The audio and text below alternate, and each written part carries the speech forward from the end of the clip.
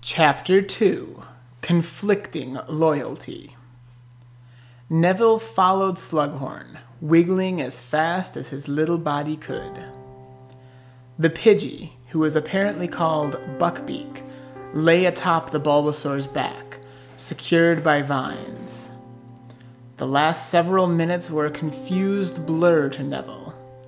10 minutes ago, he was eating a nice patch of grass, minding his own business, when a trainer and his Pokemon arrived. Neville was a wild Pokemon, although that word made him sound more fierce than he was. Truthfully, Neville was a bit of a coward, avoiding trainers and bigger Pokemon whenever possible. The trainer sent out a Pidgey, and Neville, who had yet to get that name, freaked out. A big, hungry bird sent out to attack a lonely little worm.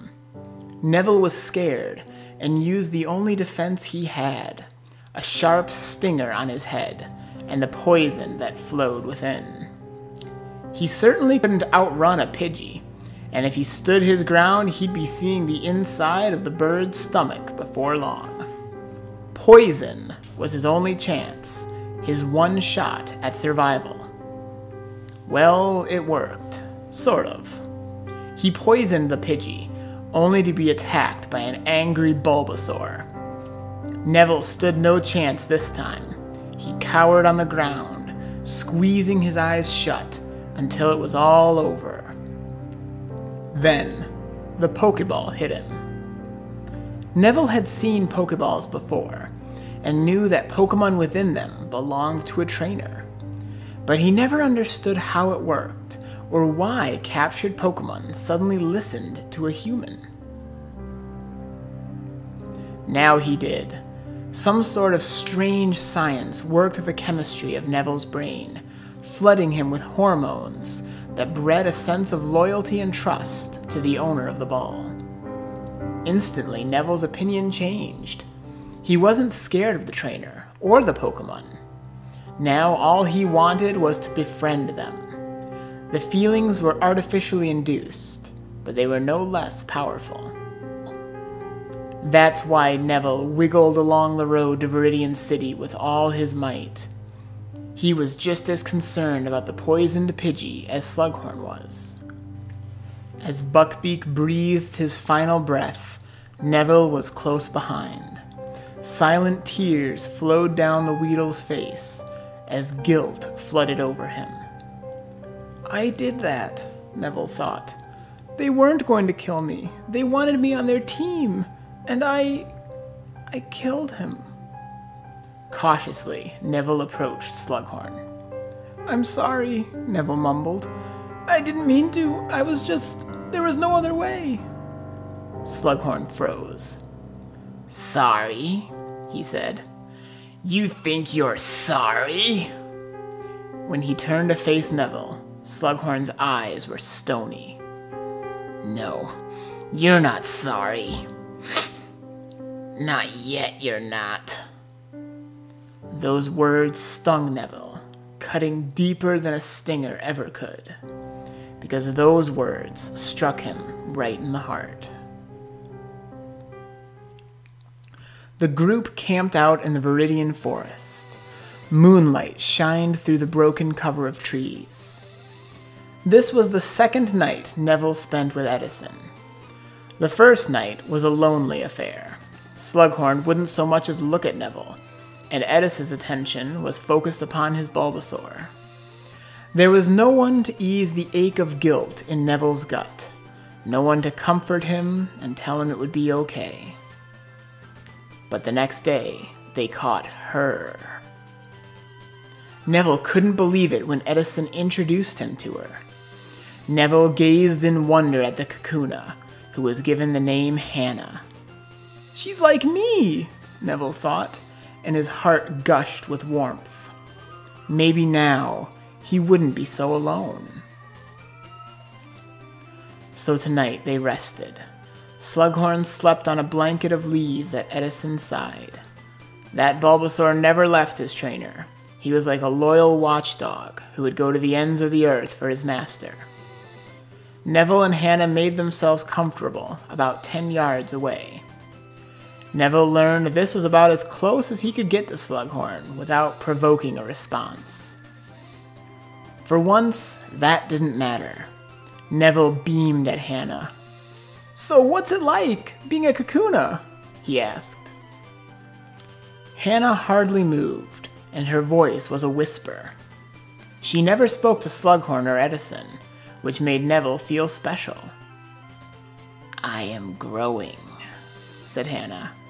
"Growing and waiting." Neville smiled.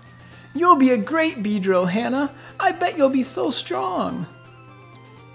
Hannah shifted slightly so that her eyes fell upon Slughorn sleeping in the distance.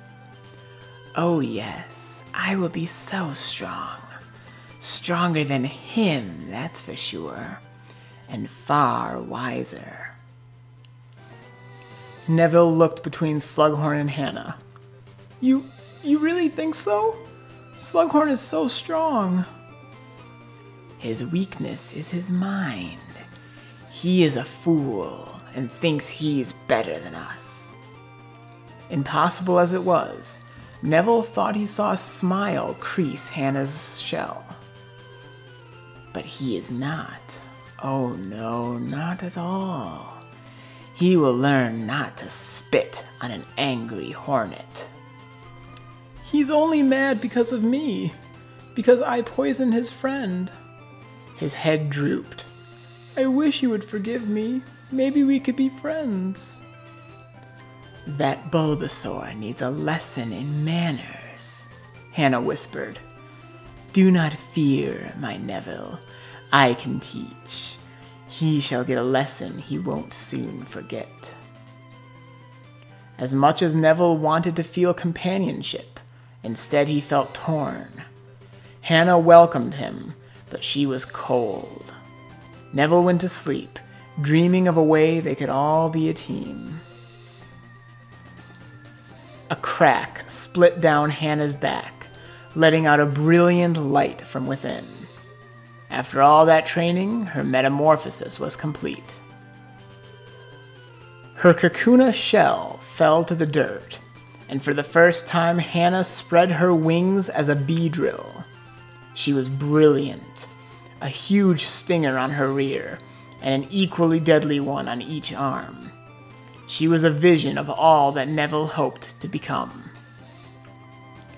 Hannah surveyed her new shape, and took flight for the first time.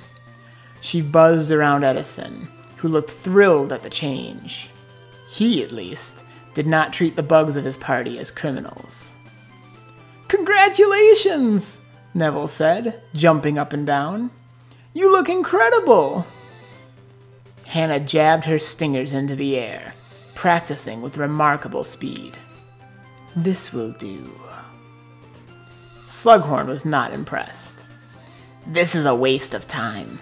I don't need your help to defeat the Pewter City Gym. I can do it myself."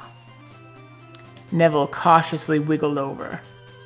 "Come on, we're a team, Slughorn. Backing each other up is what teammates do." Slughorn looked at Neville with as much scorn as ever. "I had a teammate, and his name was Buckbeak. This gym battle is important to Edison, and I will not have either of you messing it up for him. Got that?" Neville backed away. It was clear Slughorn was still hurt over the loss of his friend. Neville wished he could convince him that it was an accident, but there was no hope of that yet. Maybe someday, if he could prove himself to Slughorn, they could be friends. A Weedle could dream, right? When Edison challenged Brock, the Pewter City gym leader, it was Slughorn at his side. Neville and Hannah watched from the sidelines as the battle ensued. Slughorn fought with such force, such strength, and such determination, Neville couldn't help but be impressed. More than ever, Neville wished for Slughorn's approval. Seeing him in battle was inspiring. That Bulbasaur fought with the conviction of 10 Pokemon. At his side, Hannah laughed. He thinks he is so much better than us. But just you wait. Not even the high and mighty Slughorn can fight alone for long. Hannah examined one of her stingers, which glistened in the stadium lights.